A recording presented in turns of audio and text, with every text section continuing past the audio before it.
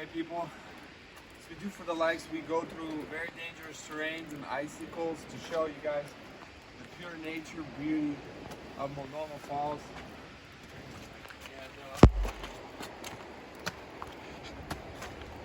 And if you be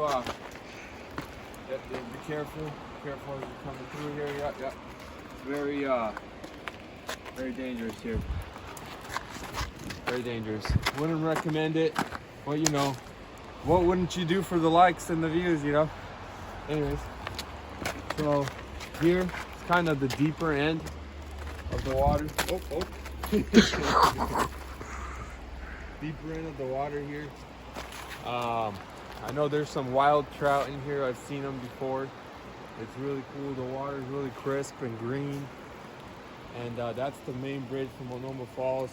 I think a couple of years back, they were jumping off that bridge. Someone got pushed off. I wouldn't recommend jumping off of it, but yeah.